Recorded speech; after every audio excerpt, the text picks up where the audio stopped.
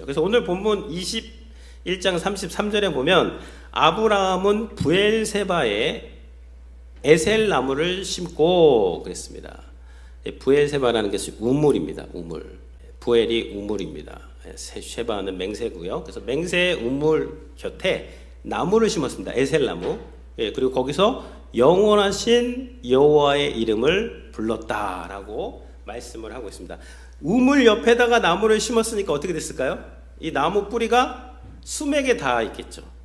그래서 이 나무는 계절을 따라 열매를 맺는 나무이고 가뭄이 와도 시들지 않고 그렇게 자라날 수 있는 그 멀리 내다보고 아브라함은 영원하신 하나님을 예배하면서 이 에셀 나무를 우물가 곁에 심었다라고 말씀을 하고 있습니다. 그 나무처럼 살고 싶다라는 그 책에서 우종효 저자가 이제 그 참 힘든 일이 있어서 산행을 하는데 산에 있는 어느 소나무를 보면서 이분이 큰 은혜를 받게 됩니다. 그래서 이제 거기에서 적어놓은 말이 있는데요. 겨울이 되면 가진 걸 모두 버리고 앙상한 알몸으로 견디는 그 초연함에서 아무리 힘이 들어도 매해 꽃을 피우고 열매를 맺는 그 한결 같음에서 평생 같은 자리에서 살아야 하는 애꿎은 숙명을 받아들이는 그 의연함에서 내가 알아야 할 삶의 가치들을 모두 배웠다. 우리 성도님들에게 적용을 하면요, 이 나무에서 배울 수 있는 것은 나 자신을 늘 부인할 수 있는 초연함이 있어야 되는 것이고, 그 같은 자리에 뿌리를 깊게 내릴 수 있는 그 의연함이 우리에게 있어야 되는 것이고요. 영원하신 하나님을 한결같이 예배하는 그 신실한 우리 성도님들이 되시기를 주님의 이름으로 축원을 드립니다. 네, 한번 나무 입장에 한번 되어 보십시오. 제가 한번 나무에 관한 책들을 읽다가 나무 입장에 되어봤는데 나무에게 있어서 가장 힘든 건 무엇일까요? 나무한테 제일 힘든 거는요, 아마 움직이지 못한다는 것일 것입니다. 씨앗이 거기 떨어져서 그 싹을 틔우게 되면 거기 좋으나 싫으나 거기서 자라나고 평생을 그 자리에서 마무리해야 되는 것, 그것이 나무의 운명이 되는 것입니다. 근데 이것이 단점이지만요, 동시에 장점이 되는 것이죠. 한 자리에 계속해서 머물러야 되기 때문에 이제 옮겨 다닐 생각은 못하고 뭐 할 생각을 하는 거죠. 이제 여기 살려면 어떻게 돼요? 뿌리를 내려야 되는 거예요. 뿌리가 깊게 내려가는 만큼 나무는 높게 올라가게 되는 것이고요. 뿌리가 넓게 퍼져나가는 만큼 이 나무가 이렇게 쫙 퍼지는 거예요. 그래서 나무가 크게 자라고 이게 쫙 퍼지는 그런 나무가 되면 사람들이 나무로 모여듭니다. 그것이 나무가 이제 보여주는 그런 삶이 되는 것이죠. 그래서 이 거목이 되면요, 이 거목으로 자라나기 위해서는 뿌리를 깊게 넓게 뻗치는 나무가 되어야 되는 것이죠. 이 소나무를 보면요, 소나무에서 자녀 양육의 어떤 지혜가 있습니다. 소나무 이 콘에서 씨앗이 떨어지는데 소나무 바로 밑에 씨앗이 떨어지면 거기서 싹을 텄 이 어린 소나무는요, 얼마 못 가서 죽게 됩니다. 왜 그러냐면 햇빛을 못 받아요. 이 소나무가 계속 24시간 그늘이 되면 이 어린 소나무가 자라기 위해서는 뭘 받아야 되죠? 햇빛을 받아야 돼요. 햇빛. 그래서 정말 생명력이 강한 소나무는요, 그 옆에 떨어졌다가 그 햇빛이 1시간 딱 비칠 때가 있어요. 그때 그냥 그거를 비집고 해서 그 햇빛 존으로 일단 조금이라도 들어가면 어떻게 해서든지 살 수 있어요. 그 햇빛을 가지고 광합성을 해가지고. 근데 그 햇빛을 못 받으면 소나무는 성장을 할 수가 없게 되는 것입니다. 그래서요, 이게 부모님들이 우리 아이들을 잘 돌보아 준다는 것은 24시간 잘 돌보아 주는 건 좋은데 그 돌보아줌이 햇빛을 받게 해야 됩니다. 햇빛을 받게 해서 그 자녀가 건강하게 자라나게 해야지, 그 자녀들을 뭐 내가 다 한다, 내가 다 챙겨준다, 그렇게 하는 것보다 자녀를 좀 떨어져야 돼요. 자녀를 좀 떨어뜨려 놓고 그 자녀가 잘 자라날 수 있도록 그렇게 햇빛을 받으면서 자라날 수 있도록 하는 것이 중요한 것이죠. 이 아브라함이 100세의 아들을 낳았습니다. 이제 21장은 이제 아들을 낳았어요. 드디어. 그리고 오늘 우물을 팠어요. 부엘이 우물이고요. 쉐바가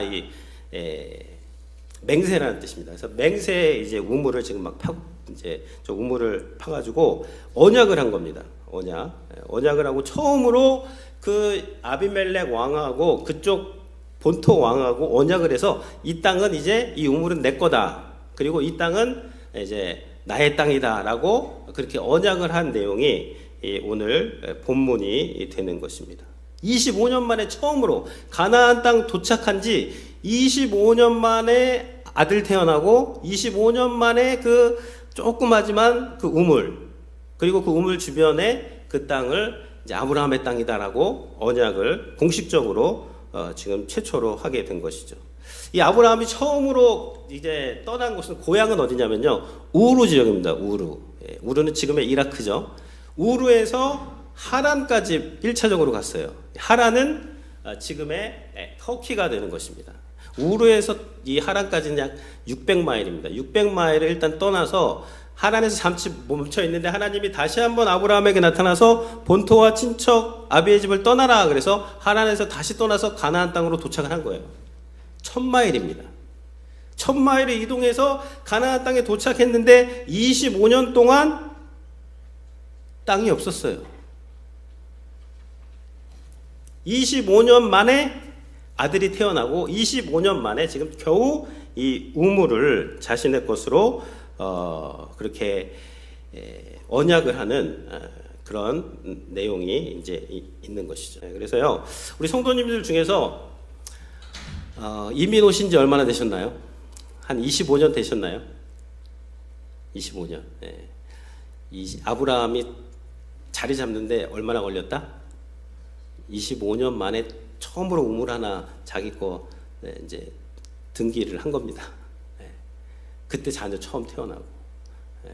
그러니까요, 너무 조급하게 생각을 하지 마시고 아브라함도 4,000년 전에 이민자로 그 1000마일 떨어진, 우리도 지금 다 태평양을 건너서 여기서 살고 있는데 이 이민자로 와가지고 미국에서 사는 게 쉽지가 않습니다. 아브라함도 마찬가지였어요. 가서 계속 이방인으로 그렇게 어려움을 당하고 우물 파도 또 빼앗기고 그런 거 너무 이상하게 여기지 마시고 지금 계속해서 지금 우리가 이 땅에서 사는 게 어디에서 사나 마찬가지입니다. 여기는 편할 수가 없어요. 왜 그럴까요? 우리의 본향은 이 지구가 아닙니다. 지구에서 뭐 내가 뭐 잘 먹고 잘 살고 여기서 끝장을 보겠다. 그건 신앙생활이 아니에요.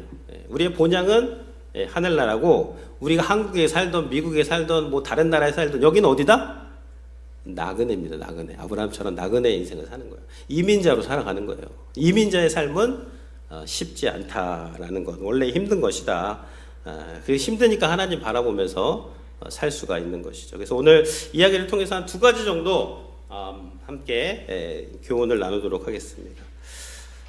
첫 번째는요, 포기하지 말고 계속해서 우물을 파십시오라는 그런 교훈입니다. 같이 한번 읽어보도록 하겠습니다. 포기하지 말고 계속해서 우물을 파십시오. 아브라함은 계속 우물을 팠어요. 우물 한 번만 파도요 자자손손 먹고 사는 거예요. 대단한 이게 축복입니다. 근데 내가 판 우물 빼앗기면 얼마나 억울할까요? 화병 걸릴 수도 있습니다. 어떤 분들은 그 빼앗긴 우물 때문에 그냥 평생을 그렇게. 근데 아브라함은 그렇게 하지 않았어요. 아브라함이 군대도 있습니다. 이 아브라함이 세력이 있는 아브라함이에요. 근데 거기서 싸우지 않고 지금 포기하지 않고 계속해서 지금 우물을 파는 거예요. 인정받을 때까지. 처음에는 그 블레셋 사람들이 막 괴롭히고 처음에는 뺏어가고 했는데 또 파니까 또 나와. 또 뺏었어요. 근데 나중에 어떻게 돼요? 야, 함부로 하면 안 되겠다. 하나님이 함께 하시는 자들이다. 그래서 와가지고 언약하는 거예요. 이 우물은 이제 네 거다. 우리 앞으로 사이좋게 잘 지내자. 그 이야기를 하는 거고. 그럼 어떻게 해야 되느냐? 포기하지 않고 계속해서 지금 우물을 파는 그러한 아브라함의 모습을 보여주고 있는 것입니다. 다 힘듭니다. 뭐 이민 생활만 힘든 게 아니에요. 한국에서 사는 것도 만만치 않습니다. 다 힘든 건데 중요한 것은 하나님이 우리에게 허락하신 그 우물이 있습니다. 그 우물을 포기하지 않고 계속해서 파는 것, 그것이 중요한 것이죠. 그 메릴랜드주의 아나폴리스 거기 지역에 가면요, 미군 해군 사관학교가 있습니다. 해군 사관학교가 있는데 여기에 가보면 이 뱅크로프트 홀에 들어가면요, 거기 한 문장에 이렇게 써 있어요. 이제 그 캠퍼스도 보이고 하는데요. 저기 한 장 넘겨주시면, 여기 이제 그 홀에 들어가면 저기 써 있는데 뭐라고 써 있냐면 Don't give up the ship, 이런 문장이 여기에 써 있습니다. 이것이 어떤 미국 해군 사관학교의 모든 생도들의 이 마음에 다 이제 들어가 있는 그 문장이 되는 것인데요. 1813년 제임스 로렌스 함장이 한 말입니다. 영국군과의 그 치열한 해전에서 배를 포기하지 말고 끝까지 싸워야 된다. 그 이야기를 저기다가 이제 적어 놓게 되는 것이죠. 그래서 이 해군뿐만 아닙니다. 우리도 마찬가지예요. 하나님이 우리에게 주신 그 우물이 있습니다. 하나님 우리에게 주신 사명이겠죠. 사명이 있고 또 이 이민자 생활을 하면서 그곳의 땅을 얻기 위해서는요, 우물을 파야 되는데 이 우물을 판다는 것은 무엇이냐면 이게 예배의 우물이 되는 것이고 기도의 우물이 되는 것이고 말씀의 우물이 되는 것이고요. 하나님께서 여러분에게 허락하신 그 우물이 있어요. 그걸 파셔야 됩니다. Don't give up the well. Don't give up the sheep. 그러니까 여기서 여러분 가장 중요한 거는요, 예배입니다. 예배의 우물을 파셔야 돼요. 여기서. 그래야지 하나님께서 약속하신 이 땅, 이 프레즈노가, 이 캘리포니아가 성도님들의 약속의 땅이 될 수가 있는 것입니다. Don't give up the worship. 계속해서 예배의 우물을 파시고요. Don't give up the prayer. 기도의 우물이 터져야 돼요. 기도의 우물이 터져야 됩니다. 다른 인생이 다른 게 없습니다. 여러분의 힘으로 능력으로 살라 그러면요, 인생이 피폐해집니다. 근데 기도하고 하나님 바라보고 하나님의 그 말씀으로 충만하게 되면은 살아나는 삶을 살 수가 있게 되는 거예요. Don't give up the word of God. 하나님의 말씀의 우물을 파는 거. 지금 그 우물을 파고 계신 분들이 있어요. 대단히 잘하시는 것입니다. 그걸 파셔야 돼요. 포기하지 않고. 지금 내가 그 우물을 파고 있는가 아닌가, 그것을 한번 오늘 예배 가운데 점검을 해보시기 바랍니다. 그 우물을 파게 되면 주변 사람들이 성도님들에게 하는 말이 있습니다. 그게 21장 22절이에요. 같이 한번 읽어보도록 하겠습니다. 그때 아비멜렉과 그 군대 장관 비골이 아브라함에게 말하여 이르되 내가 무슨 일을 하든지 하나님이 너와 함께 계시도다. 우리가 우물을 계속 포기하지 않고 파면요, 우리 주변 사람들이 뭐라고 하냐면 우리한테, 야, 너를 보니까 하나님이 너와 함께 계시구나. 그 말을 하게 됩니다. 그 말을 듣게 돼요. 그래서 와서 지금 언약 맺자고 하는 거예요. 이 우물이 이제 네 거다. 우리도 너한테 선대할 테니까 너도 우리한테 선대해라. 이걸 지금 이방 사람들이 먼저 와서 아브라함에게 이런 제안을 하게 되는데, 왜 그러냐면 이 제안을 한 결정적인 계기가 뭐예요? 하는 일마다 다 만사형통할 때 이 제안을 했습니까? 아니에요. 6번 넘어져도 7번 일어나서 우물을 팠는데 그 우물이 터지는 것을 보자, 야, 너야말로 하나님의 사람이구나. 선으로 악을 이기는 것이죠. 그래서 우리 가정이요, 하나님이 돌보시는 가정이 되려고 하면 계속해서 가정에서 예배의 우물을 파셔야 돼요. 가정에서 말씀의 우물을 파시고 계속해서 이런 그 포기하지 않고 끝까지 그 일을 하게 될 때 하나님이 우리 성도님들에게 주신 사명에 따라서 약속의 땅을 허락하시게 되는 것이죠. 두 번째 우리가 여기서 볼 수 있는 것은요, 같이 한번 읽어보겠습니다.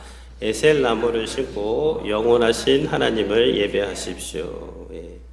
이 우물을 이건 이제 내 우물이다. 이 땅도 이제 당신의 땅입니다. 그러니까 아브라함이 그것을 확증받자마자 뭐 했냐면 우물 옆에다 나무를 심은 거예요. 근데 이 에셀 나무는요, 아주 천천히 달아나는 그런 나무입니다. 자기 때만 보고 이 나무를 심은 게 아니에요. 지금 아브라함은 여기서 지금 보는 게 무엇이냐면 25년 만에 아들을 주시고 땅을 주시자 하나님의 언약이 이루어지는구나. 하나님이 언약을 이루시겠구나. 그 영원하신 하나님께서 별과 같이 많은 후손을 주신다고 그러시고 이 땅을 다 나한테 주신다고 하셨는데 그것이 지금 하나님이 지금 씨앗으로 그것을 이루고 계시구나를 깨닫고 나서 야 이제 나는 여기서 예배할 것이고 내 자녀도 여기서 예배할 것이고 내 자녀의 자녀까지 내다보면서 에셀 나무를 심고 거기서 영원하신 하나님을 예배한 것 이것이 이 의미가 되는 것입니다. 그러니까요 우리가 나무를 심었다는 것은 이제 무엇이냐면 뿌리 내리는 신앙생활을 말해요. 뿌리 내리는 게 상당히 중요합니다. 지금 현대사회는 너무 뭐가 빨라요. 빨리 이렇게 자라나는 거는요 빨리 또 쓰러집니다. 천천히 지금 이 에셀나무 이런 거목들은요 계속해서 멀리 보고 뿌리를 깊게 쭉쭉 밑으로 내려가는 만큼 위로 올라가게 되는 그런 것이 되는 것입니다. 이 나무하면 프레지노입니다. 나무하면 프레지노인데 세계에서 가장 큰 부피가 큰 나무 셔먼 나무가 여기 있습니다. The largest tree in the world by volume. 이 나무가 이 프레지노에 있어요. 어떻게 저렇게 그 거목으로 자라날 수 있죠? 1,200년 갖고는 안 됩니다.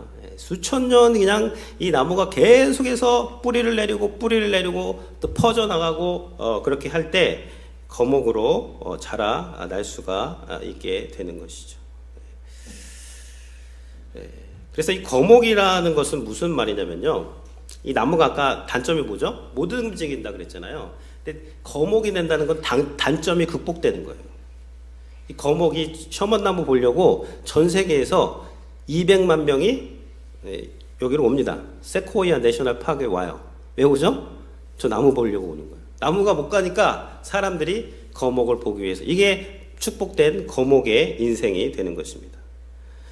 그리고 제가 작년 여름에 또 간 곳이 이제 인요 내셔널 파크인데요. 저기서 브리스콘 파인 소나무를 제가 한번 소개시킨 적이 있습니다. 무드셀라 트리 이게 브리스콘 소나무인데 이게 기본적으로 1000년, 2000년입니다. 아주 조금씩 1년에 1mm씩 그냥 뿌리를 내리고 여기서 생존을 하고 있고요. 무드셀라 트리는 4000년이 넘은 것입니다. 그러니까 아브라함 시대 때 여기 에셀나무를 심었는데 그 에셀나무가 무드셀라랑 지금 같은 시대예요. 제가 이것도 거기가 사진을 찍어 왔습니다. 그리고 이 나무를 이렇게 보면서 이 나무를 보면서 참 많은 생각이 들더라고요. 그리고 이 나무를 보면서 야, 어떻게 4000년을 여기서 이 자리에서 이렇게 버틸 수가 있는가. 그러면서 든 것은요. 야, 버티는 게 능력이고 생존하는 것이 능력이구나.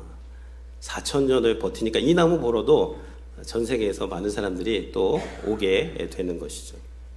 그래서요, 한 가지 깨달은 건 무엇이냐면 이 버티는 게 생존하는 게 능력이에요. 능력 있는 사람이 생존하는 것이 아니라 생존한 사람이 능력이 있는 건데 제가 뭐 캘리포니아에 온 지 지금 얼마 안 됐지만 캘리포니아에서요 숨만 쉬고 생존하셔도 대단히 잘하신 겁니다.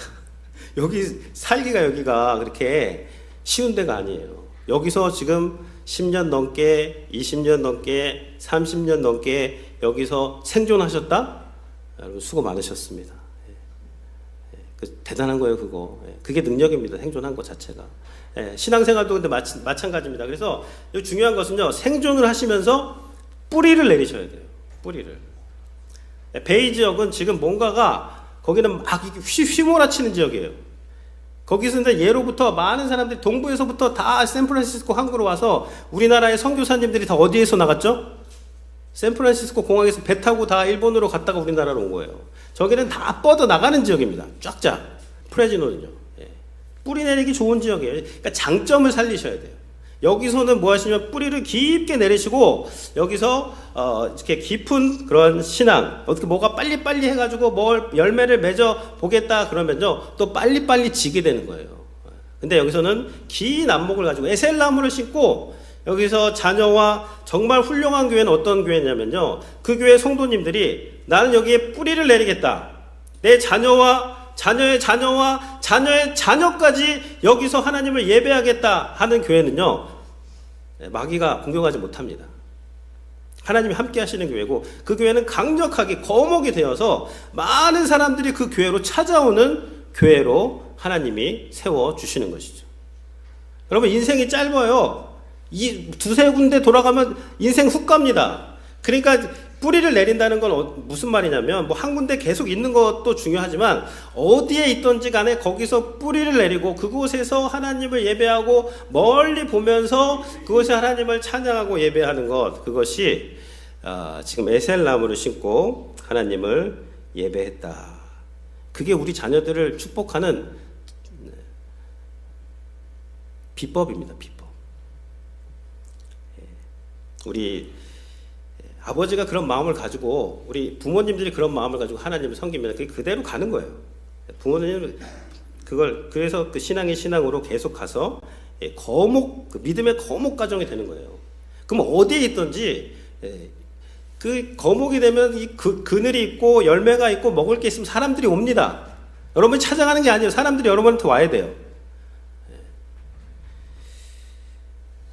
예수님께서 포도나무 가지 말씀을 하셨는데요. 이제 이 말씀하고 마무리해야 될 것 같아요.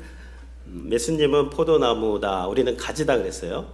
그래서 포도나무에 잘 가지가 붙어 있으면 열매를 많이 맺는다라고 말씀을 하셨는데, 여러분 어떻게 포도나무 가지가 어떻게 열매를 맺을 수가 있죠? 포도밭에 가서 밤에 한번 소리를 들어보시기 바랍니다. 그러면 이 포도나무의 가지들이 열매를 맺기 위해서 막 끙끙하면서 소리가 날까요? 그런 소리 혹시 들어보셨어요? 열매 맺으려고 난 열매 맺어야 돼 그러면서 밤에 그 소리 혹시 들어보셨나요? 그런 소리 안 납니다. 그럼 어떻게 열매가 맺죠? 이 가지는 몸통하고 붙어 있어야 되고요. 그럼 몸통에서 뭐가 오냐면, 아까 말했죠. 그 토양에서는 영양분이 오고요. 그리고 물이 와야 돼요. 물, 영양분, 그리고 햇빛. 이 세 가지로 뭘 하죠?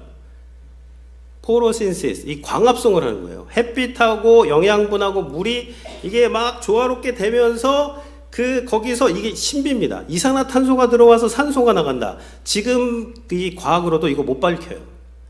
하나님의 놀라운 창조가 이 광합성 안에 들어가 있는데, 근데 이 광합성을 통해서 포도 가지에 포도가 열리는 거예요.